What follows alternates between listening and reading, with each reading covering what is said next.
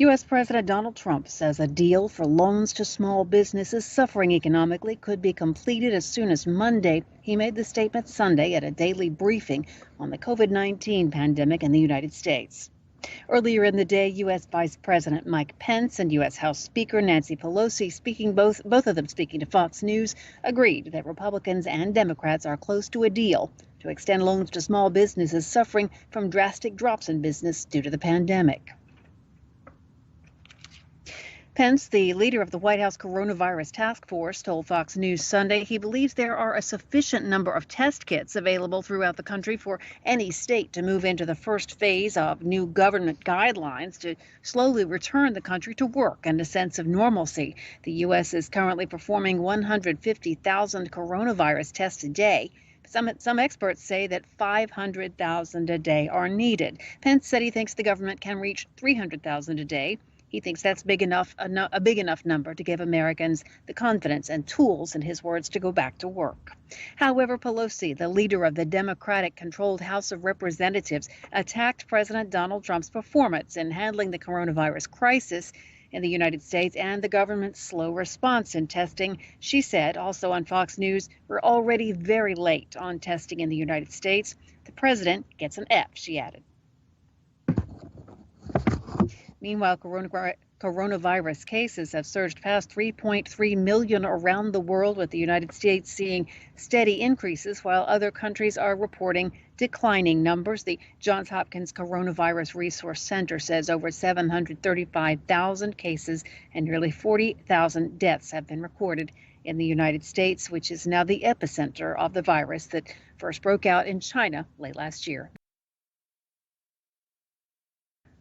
At least 10 people are dead after a 51-year-old man went on a shooting rampage in the Canadian province of Nova Scotia on early Sunday morning. It was Canada's deadliest attack in years. The report said the victims include a 23-year veteran of the Royal Canadian Mounted Police. Police said the suspect was also dead by the conclusion of the attack. That reason for the death is unclear, and the motive for the attack is still unclear. We'll keep you updated on that attack as more information becomes available.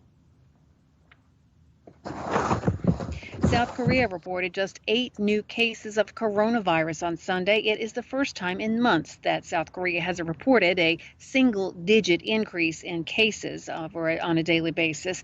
But the Korea Centers for Disease Control and Prevention reports that 163 people who had the coronavirus have been reinfected. That backs the World Health Organization's assertion that there is no evidence that people who have survived COVID-19 are immune to it. While the outbreak in East Asia may be dying down, the virus continues its march through other regions of the world. The United Nations Economic Commission for Africa said the pandemic could claim 300,000 lives in Africa this year. The number of coronavirus infections across Latin America surpassed 100,000 on Sunday, with nearly 5,000 deaths. That's according to a report by AFP. It's a tally based on official figures reported by individual countries. Brazil, with a population of 210 million, has the most cases. 38,654 infections and 2,462 deaths.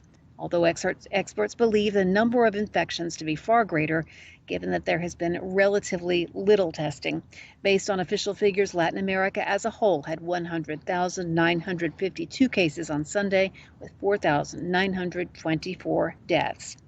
While Europe and North America have so far borne the brunt of the pandemic, infections have been steadily rising across Latin America, which has little of the health infrastructure of its richer counterparts.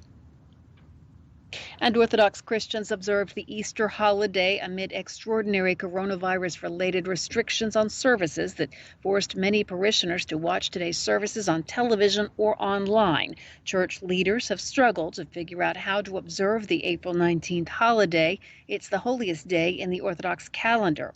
They've been trying to observe the holiday while avoiding spreading the coronavirus. Some local parishes have defied orders from public health officials and church leaders and vowed to let people attend services in person. In Russia and Ukraine, two of the biggest Orthodox denominations, priests in St. Petersburg and Kiev, held services beginning late on April 18th.